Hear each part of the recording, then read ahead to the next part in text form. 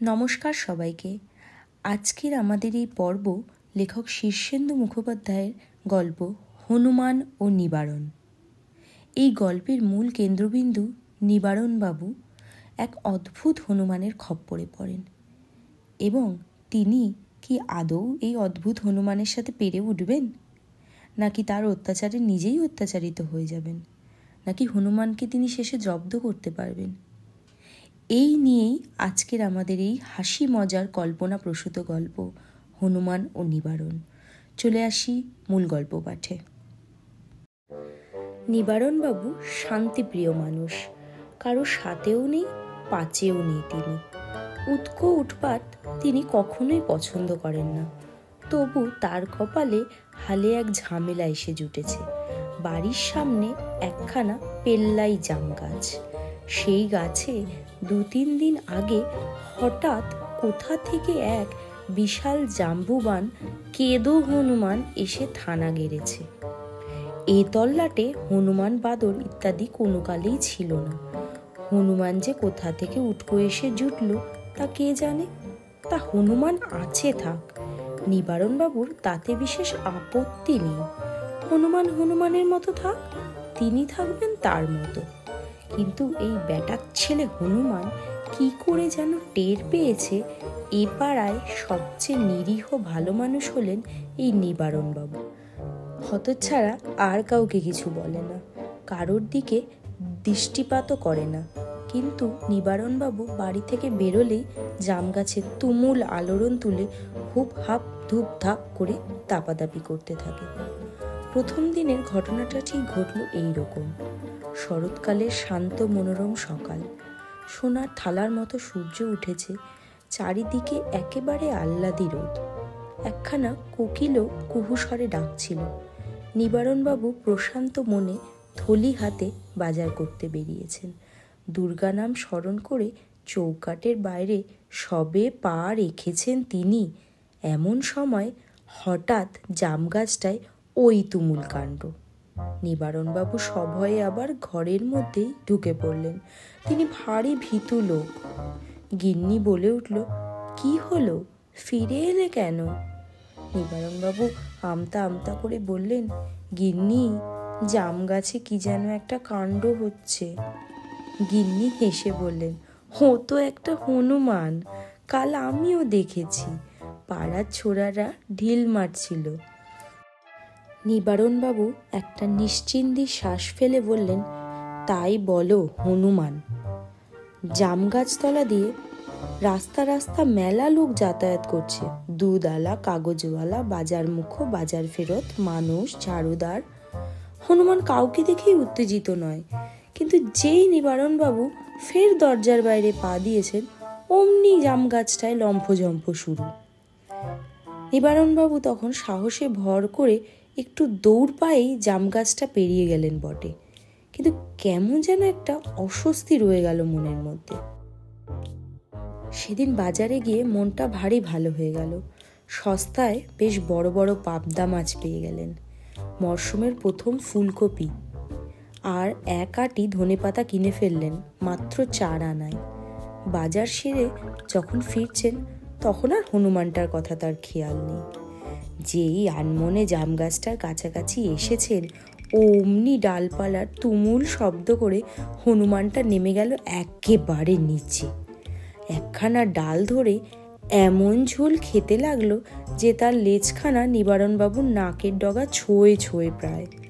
নিবারণবাবু জীবনে দৌড়ঝাঁপ বিশেষ করেননি, তবু হনুমানের হামলা থেকে বাঁচার জন্য সেদিন এমন দৌড় দিলেন যে তার ছোট ছেলে বিশু অবধি পরে প্রশংসা করে বলেছিল, বাবা, তুমি যদি সিরিয়াসলি দৌড়তে তাহলে অলিম্পিক থেকে কিন্তু প্রাইজ আনতে পারতে।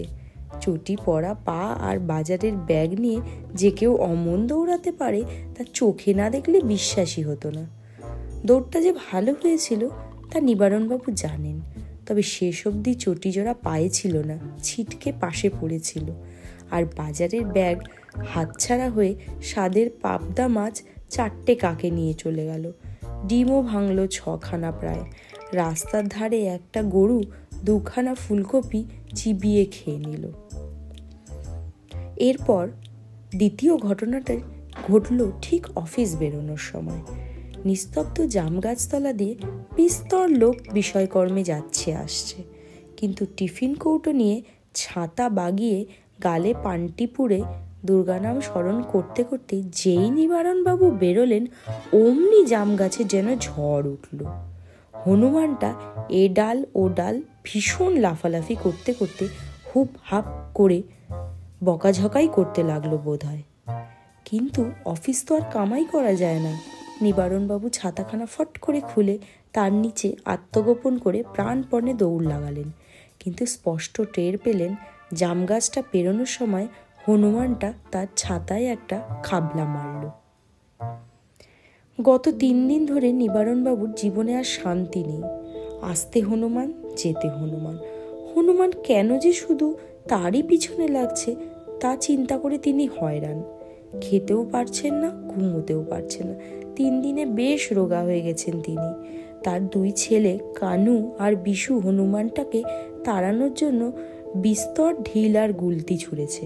সঙ্গে পাড়ার ছেলেরাও যোগ দিয়েছে, কিন্তু বিশেষ তাতে কোনো লাভ হয়নি। হনুমানটা গাছের মগডালে উঠে ঘন ডালপালার মধ্যে চুপচাপ বসে আছে। ইট পাটকেল তার ধারে কাছে ঘেঁষতে পারেনি। গিন্নি বললেন, পূর্বজন্মে ও তোমার ভাই ছিল, তাই তোমার প্রতি এত টান। নিবারণবাবু এবার বেশ খিচিয়ে উঠলেন এবং বললেন, হনুমানের ভাই আমি হতে যাব কেন গো? কিন্তু তবু তার দুশ্চিন্তা কিছুতেই কাটছে না। এই দুশ্চিন্তা নিয়েই রাতে শুয়েছেন। ঘুমও আসছে না, মাথাটা বেশ গরম। কাল সকালে আবার সেই বাজারও আছে, অফিসও আছে। জামগাছতলা ছাড়া যাওয়ার আর কোনো পথও যে নেই তার। শুয়ে এপাশ ওপাশ করছেন। কিছুদিনের ছুটি নিয়ে পুরী বা ওয়ালটেয়ার ঘুরে আসবেন কিনা তাও ভাবছেন। হঠাৎ একটা বিকট হুপ শব্দে নিস্তব্ধ রাতটা যেন কেঁপে উঠল। নিবারণবাবু চমকে উঠে বসলেন আতঙ্কে। অন্ধকার ঘর, তবু জানলার দিকে চেয়ে তার বুক হিম হয়ে গেল। জানালাটা অর্ধেক ভেজানো ছিল, কিন্তু এখন তো জানালাটা পুরো খোলা। আর গ্রিল ধরে সেই অতিকায় হনুমানটা দাঁড়িয়ে, দুখানা চোখ ভাটার মতো জ্বলছে তার। ভয়ে এমন সিটিয়ে গেলেন যে তিনি কাউকে ডাকতেও পারলেন না। গলা দিয়ে স্বরই বেরোলো না তার। কিছুক্ষণের জন্য যেন পাথর হয়ে গেলেন তিনি। হঠাৎ একটা বেশ ভরাট গমগমে গলা বলে উঠল, ভয় পাবেন না, ভয়ের কিচ্ছু নেই। বিস্ময়ে হতবাক নিবারণবাবু কি কথা বলল তার চারিদিকে চেয়ে খুঁজতে লাগলেন, কিন্তু ঘরের মধ্যে কারোর থাকার কথা নয়। কণ্ঠস্বরটি ফের বলে উঠল, রামচন্দ্র আপনার সঙ্গে দেখা করতে চান, আমি তার দূত মাত্র। নিবারণবাবু নিজের কানকে বিশ্বাস করতেই পারছিলেন না। স্বপ্নে দেখছেন কিনা তা বোঝবার জন্য নিজেরই হাতে একটা চিমটি কেটে নিজেই উ করে উঠলেন। গলাটা বলল, স্বপ্ন নয়, যা দেখছেন যা শুনছেন সব সত্যি। নিবারণবাবু হনুমানের দিকে চেয়ে কাঁপা কাঁপা গলায় বললেন, কথাগুলো কি আপনিই বলছেন মানুষের ভাষায়? আজ্ঞে হ্যাঁ, কিন্তু আমাদের হাতে সময় বিশেষ নেই। রামচন্দ্র অপেক্ষা করতে ভালোবাসেন না। রামচন্দ্রকে? হনুমান বলে উঠল, আমার প্রভু। কোথায় তার সঙ্গে দেখা করতে হবে? ও বাবা, আমি পারবো না, আমার বড় ভয় করছে। হনুমানটি বলে উঠল, ভয় কিসের? চলে আসুন, দেরি হয়ে যাচ্ছে। নিবারণবাবু বুঝলেন এসব ভুতুড়ে কাণ্ড এবং বেশ জবরদস্ত ভূতের পাল্লায় তিনি পড়েছেন। তবে এখনও উদ্ধারের উপায় আছে। তিনি ঘুমন্ত গিন্নিকে প্রবল ধাক্কা দিয়ে জাগাতে জাগাতে কানু আর বিশুকে প্রাণপণ চেঁচিয়ে ডাকতে লাগলেন। সে এমন রামধাক্কার বিকট চেঁচানি যে মরা মানুষেরও উঠে বসার কথা, কিন্তু কোনো সাড়া শব্দই পেলেন না তাদের। হনুমান বলে উঠল, ওদের ঘুম এখন ভাঙবে না, বৃথা চেঁচামেচি করছেন। ভয়ে নিবারণবাবুর শরীর প্রথমে ঠান্ডা হয়ে গিয়েছিল, কিন্তু এখন যেন ঘামও ঝরতে শুরু করলো। বুকের ভেতরটা এমন ধড়ফড় করছে যেন হার্ট ফেল হওয়ার জোগাড়। ক্ষীণ কণ্ঠে বলে উঠলেন, আমাকে ছেড়ে দাও বাবা, এসব আমার ভালো লাগছে না বলে তিনি চোখ বন্ধ করে এক প্রকার জোর করেই শুয়ে পড়লেন। হনুমানটি বলে উঠল, নিবারণবাবু, প্রভুর হুকুম আমাকে যে মানতেই হবে। আপনি যদি না যান তাহলে কিন্তু আপনায় জোর করে নিয়ে যেতে হবে। এই বলে হনুমান চুপ করে গেল। নিবারণবাবু চোখ মিটমিট করে দেখলেন হনুমান দু হাতে জানালার গ্রিলটি ধরে টানাটানি করছে। শক্ত লোহার গ্রিল ভাঙতে পারবে বলে মনে হলো না তার। কিন্তু আশ্চর্যের বিষয় হলো তখন যখন হনুমান একটা হ্যাচকা টানে পুরো গ্রিলটা জানলার ফ্রেম থেকে উপরে নিয়ে ছুঁড়ে ফেলল। নিবারণবাবু এবার ভীষণ ভয় পেয়ে গিয়েছেন। মজা হলো, ভয় যখন সাংঘাতিক বেশি হয় তখন একটা মানুষের মরিয়া সাহসও কিন্তু চলে আসে। চোর তাড়ানোর জন্য খাটের মাথার কাছে একখানা মোটা লাঠি রাখা থাকে। আজ অবধি সেটা কোনো কাজে লাগেনি, আজ লাগলো। নিবারণবাবু ভাবলেন, এমনিতেও গেছি, অমনিতেও গেছি, সুতরাং আর ভয়ে কি, যা থাকে কপালে হবে।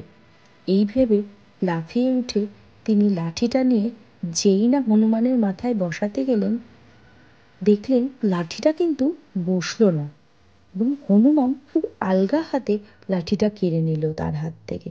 তারপর সেটাকে প্যাকাটির মতো ভেঙে বলল, কেন ঝামেলা করছেন? প্রভু রামচন্দ্র ডাকছেন, এ আপনার মহা সৌভাগ্য। নিবারণবাবু যাকে বলে কিংকর্তব্য বিমূঢ় হয়ে দাঁড়িয়ে রইলেন। হনুমানটা লম্বায় প্রায় তার সমান আর চওড়ায় কুস্তিগীরদের মতো। এত বড় হনুমান তিনি এর আগে আর দেখেননি। বিপদে পড়ে মাথাটা একটু গন্ডগোল হয়ে গিয়েছিল বলে তিনি হনুমানের কথাগুলো শুনেও বোঝবার চেষ্টা করেনি। এবার তার মনে হলো, এ কি সেই রামচন্দ্রের হনুমান নাকি? হনুমান তো অমর, তার এখনো পৃথিবীতে বেঁচে থাকার কথা। আর প্রভু রামচন্দ্র, তিনি তো স্বয়ং ভগবান। তাহলে এসব হচ্ছেটা কি? রামচন্দ্র তার ভক্ত হনুমানকে পাঠিয়েছেন তাকে ডাকবার জন্য। কিন্তু কেন? তিনি তো তেমন উঁচু দরের ভক্ত বা ধার্মিক নন। হনুমান বলে উঠল, আমার লেজটা ধরুন নিবারণবাবু। ভয়ে ভয়ে আর কোনো কথা না বাড়িয়ে তিনি হনুমানের লেজটা ধরলেন। আর ধরতেই যেন চৌম্বক আকর্ষণে হাত দুটো লেজের সঙ্গে আটকে গেল। আর ছাড়ানোর কোনো উপায় রইল না। তারপর যে কি হলো তা নিবারণবাবু ঠিকঠাক বুঝতে পারলেন না। হনুমান তাকে জানলা গলিয়ে বাইরে এনে ফেলল এবং তারপর ইঞ্জিনের মতো ছুটতে শুরু করলো। এত ছুট জীবনে কখনো ছোটেননি নিবারণবাবু। তবু কেন যেন তার হাফ ধরছিল না। চোখের পলকে নিজেদের তল্লাট শহর ছাড়িয়ে খোলা মাঠঘাটে এসে গেলেন তারা। হনুমান মস্ত মস্ত লাফ মেরে ঢেউয়ের মতো চলেছে, সঙ্গে নিবারণবাবুও। প্রায় 10-12 হাত দূরে দূরে এক একবার পা মাটিতে ঠেকছে তার। অনেকটা চলে আসার পর একটা জঙ্গলে ঢুকে গেলেন তারা। তারপর একটা ফাঁকা চত্বর, জঙ্গল ঘেরা জায়গাটা। একটা লোক পিছনে হাত রেখে মৃদুমন্দ পায়চারি করছে। লোকটা বেটে এবং দেখতে একটু কিংভূত। পরনে একটা পাশবালিশের ওয়ারের মতো পোশাক, মাথায় একটা টুপি। লোকটার গোলমুখখানায় চোখ, নাক, কান কোনোটাই ঠিক জায়গায় নেই বলে মনে হলো দূর থেকে। কাছে গিয়ে হনুমান লোকটাকে প্রণাম করে বলল, প্রভু, এনেছি তাকে। লোকটা নিবারণের দিকে ফিরে তাকালো। মুখটা ভালো করে দেখে আঁতকে উঠলেন নিবারণবাবু। এর চোখ দুটো তো গালে, ঠোঁট দুটো তো নাকের ওপরে, আর গলা বলে তো কিছুই নেই। কান দুটো গরুর কানের মতো। এই কি রামচন্দ্র, এত বিচ্ছিরি দেখতে?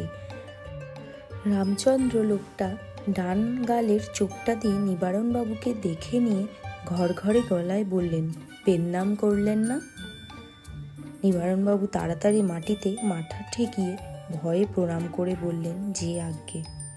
রামচন্দ্র খক খক শব্দ করে হেসে বললেন, শোনো হে বাবু, আমি সত্যি কিন্তু তোমাদের সেই রামায়ণের রামচন্দ্র নই।